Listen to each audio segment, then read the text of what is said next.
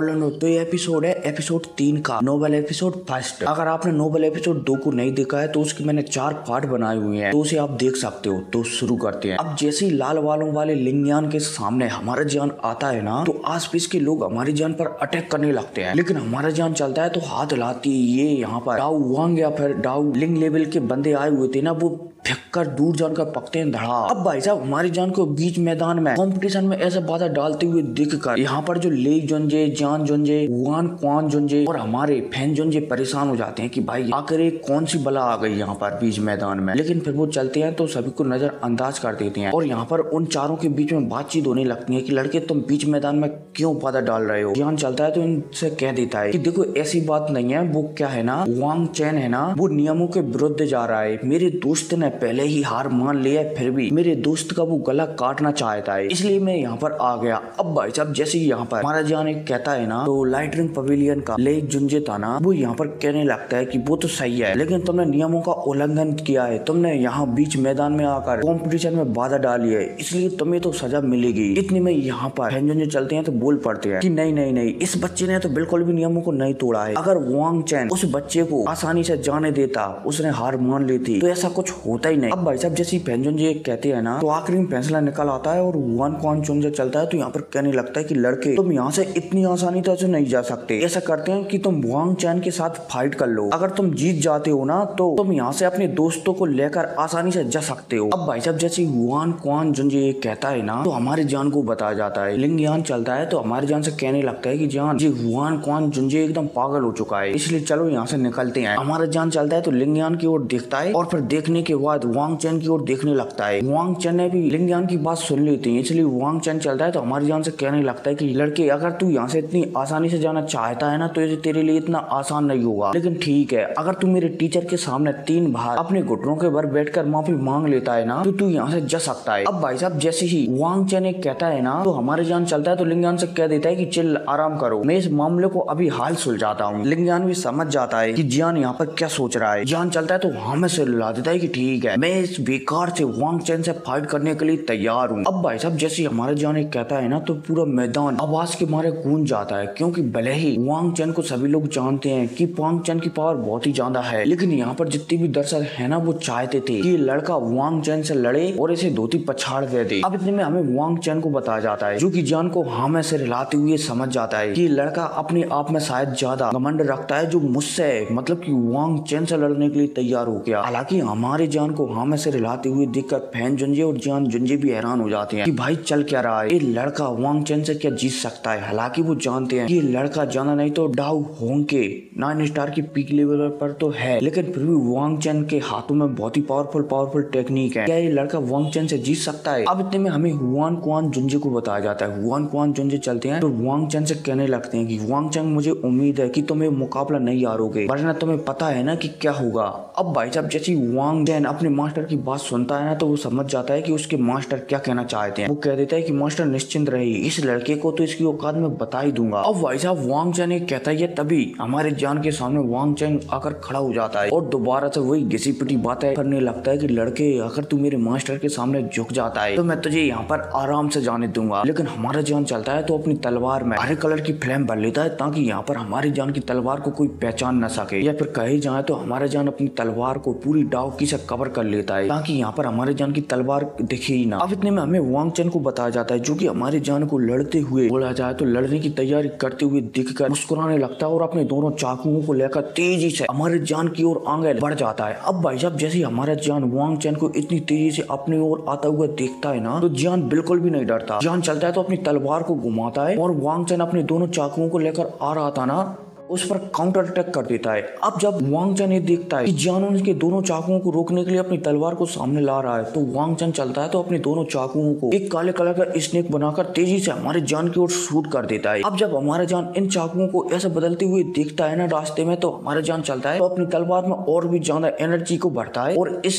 Snake पर धम्म से मार देता है, मानो क्रिकेट पे अपन बॉल को मारते हैं ना, ऐसा मार देता है, जिस वजह से दोनों सांप यहाँ पर ब्लास्ट हो जाते हैं और वांग चैन चलता है तो पीछे खिसकते हुए चला जाता है। है। अब भाई साहब वांग चैन को पीछे फेंकने के बाद हमारे जान के चेहरे पर मुस्कुराहट आ जाती है और वो अपनी तलवार को अपने कंधे पर रखकर वांग चैन से कहने लगता है कि क्या तुम में इतनी बस की है, मतलब कि इतना ही दम है। वांग चैन चलता है तो हमारे जान से कहने लगता है कि लड़के अभी तो सिर्फ मैं वार्म अप कर रहा था, मतलब कि जो अपन मैच से पहले वो दौड़ते हैं ना वो कर रहा था। अब भाई साहब जैसे वांग चैन ये कहता है ना तो वांग चैन चलता है तो हमारे जान की बातें सुनकर अपनी पूरी पावर को रिलीज करता है। अब जैसे ही वांग चैन की पूरी पावर रिलीज हो जाती है ना तो आस पास में जितने भी लोग थे ना वो हैरान हो जाते हैं, क्योंकि अब वांग चैन डाउ वांग के एकदम पीक लेवल पर पहुंच चुका था और तो और उसने एक कदम डाउ जोंग लेवल में भी रख लिया था। हालांकि भले ही आस पास के लोग हैरान हो रहे होते हैं, लेकिन जो वांग चैन के साथ बुलेट पूल में गए थे ना वो हैरान नहीं होते, क्योंकि वो जानते हैं कि बुलेट पूल किसी की शक्तियों को बढ़ा सकता है। इसलिए आपको वांग चैन की पावर भी बढ़ गई है। अब इतने में हमें वांग चैन को बताया जाता है। वांग चैन चलता है तो उसके हाथ में दोनों जो चाकू थे ना उन्हें घुमाता है और तेजी से हमारी जान की ओर आगे बढ़ते हुए जोर से चिल्लाकर कहता है, हड्डियों में चाकुओं का डांस। अब भाई साहब जैसे ही वांग चैन चिल्लाकर कहता है ना तो उसके हाथों में तो दोनों ड्रैगर या फिर चाकू थे ना वो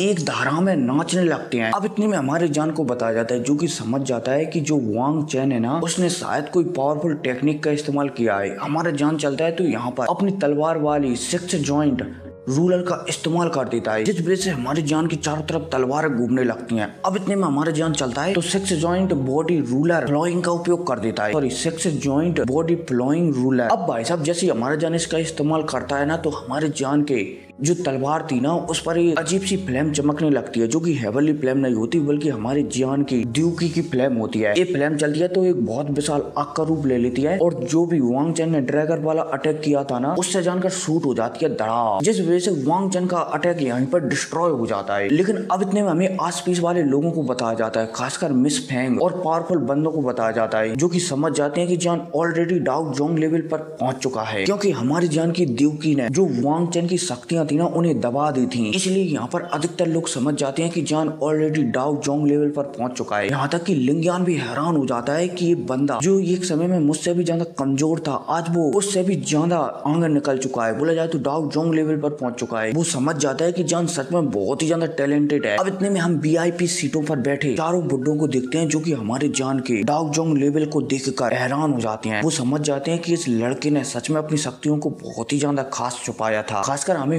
हुआन क्वान जुंजे को बताया जाता है, जो कि समझ जाता है कि इस बार शायद उससे एक बहुत बड़ी गलती हो चुकी है, क्योंकि वांग चैन जितना भी टैलेंटेड हो वो एक डाउ जोंग लेवल वाले बंदे को हरा नहीं सकता, क्योंकि वांग चैन एक नंबर का बेवकूफ है। अब इतने में हमें जान जुंजे को बताया जाता है, जो कि अपनी दाढ़ी को खुजा रहे होते हैं और यहाँ पर कह रहे होते हैं कि सच में ये लड़का बहुत ही ज्यादा टैलेंटेड है, या फिर ऐसा हो सकता है कि इस लड़के का बैकग्राउंड बहुत ही ज्यादा पावरफुल है, जो सिर्फ 18-20 साल की उम्र में डाउ जोंग लेवल पर पहुंच चुका है। अब भाई साहब जैसे ही यहाँ पर जान जुंजे कहते हैं ना तो जो हुआन क्वान जुंजे था ना उसकी उसमें मिर्ची लग जाती है, लेकिन वो जान जुंजे से ज्यादा कुछ नहीं कह पाता, इसलिए यहाँ पर सिर्फ इतना ही कह पाता है कि आगे फाइट पूरी तो हो जाने दो फिर इस चीज का डिसाइड करना। अब भाई साहब जान जुंजे हुआन क्वान जुंजे की ऐसी बातें सुनकर मुस्कुराने लगते हैं और यहाँ पर हुआन क्वान जुंजे से कहने लगते हैं कि चलो देख ही लेते हैं कि आज कौन जीतेगा। अब इतने में दोबारा से हमें वांग चैन और हमारे जान को बताया जाता है। वांग चैन समझ जाता है कि सामने वाले बंदे से वो शायद बहुत ही मुश्किल से जीत सकेगा, लेकिन वो ये भी जानता है कि अगर वो यहाँ पर हार गया ना तो येलो स्पिरिट पवेलियन का जो लीडर है ना हुआन क्वान जुंजे उसमें वो ऐसी मार देगा ऐसी मार देगा ऐसी मार देगा, मतलब कि सजा ऐसी सजा देगा कि भाई उसके रोंगटे खड़े हो जाएंगे। इसलिए यहाँ पर अब वांग चैन चलता है तो अपने दांतों को पीसते हुए, और मैं जैसे सोच रहा हूँ कि वांग चैन की बत्ती से हिल ली जाए और चक्की में फिट कर दिया जाए ताकि इससे आटा पीस सके। यार कोई नहीं, आगे बढ़ते हैं। अब वांग चैन चलता है तो गुस्सा हो जाता है ये बात सोचकर और एकदम पूरी तरह से पगलिया जाता है। वांग चैन चलता है तो यहाँ पर जोर से चिल्लाकर कहता है येलो स्प्रेड विलेट स्किल, मतलब कि पीला बसंत रक्त की टेक्निक। अब भाई साहब जैसे ही वांग चैन चिल्लाकर कहता है ना तो उसका चेहरा एकदम लाल पड़ जाता है और आंखें है ना वो भी एकदम काली सी हो जाती हैं और चारों तरफ ब्लड की बोला जाए तो चारों तरफ एकदम काली शक्तियां फैलने लगती हैं। अब इतने में यहाँ पर वांग चैन चलता है तो जोर से चिल्लाकर कहता है पीली शक्तियों में काली शक्तियों का हाथ का हमला। और भाई साहब वांग चैन की यह कहती यहाँ पर एक बहुत बड़ा हाथ बनने लगता है। अब भाई साहब इस हाथ को बनते हुए देखकर आसपास के लोग हैरान हो जाते हैं, खासकर टेंग ली, मिस फेंग और म्यू किंग लुआन वो हैरान हो जाते हैं, क्योंकि ये येलो स्पिरिट पवेलियन की सबसे पावरफुल टेक्निक थी। टेंग ली यहाँ पर कहने लगता है कि मुझे उम्मीद नहीं थी कि वांग चैन अपने ब्लड को सैक्रिफाइस कर इस टेक्निक का उपयोग करेगा। अब इतने में हमारे जान को बताया जाता है जो कि पावरफुल हमला बोला जाए तो हाथ अपने ऊपर आता हुआ देख रहा होता है। जान के चेहरे पर इस हाथ को देखकर मुस्कुराहट आ जाती है। जान चलता है तो ज्यादा कुछ नहीं करता, अपनी हेवनली फ्लेम का एक छोटा सा क्लस्टर निकालता है और अपनी तलवार के ऊपरी कोने पर लगा देता है। अब इसके बाद जान चलता है तो अपनी तलवार को जोर से घुमाता है। हमारी जान की तलवार चलती है तो सीधा इस हाथ से जाकर टकरा जाती है धड़ा। अब भाई साहब जैसे ही यहाँ पर वांग चैन ने जो काली शक्तियों से हाथ बनाया था ना, वो और हमारी जान की तलवार आपस में टकराती है ना, तो यहाँ पर एक दिल को दहला देने वाला धमाका होता है बड़ा, जिस वजह से धरती भी हिल जाती है और चारों तरफ एनर्जी की वेव फैल जाती है। सभी के सभी लोग हैरान हो जाते हैं कि जियान के ऊपर वांग चैन ने इस प्रकार की टेक्निक का उपयोग कर दिया। अगर कोई नहीं, आप लोग भी हैरान हो रहे हैं, लेकिन ज्यादा कुछ नहीं, 100 लाइक और 50 कमेंट कर दो, ठीक है। कल 2 बजे तक वीडियो आ जाएगी, मतलब कि 2 से पहले ही आ जाएगी, ठीक है। तो मिलते हैं अगले वीडियो में, टेक केयर, बाय।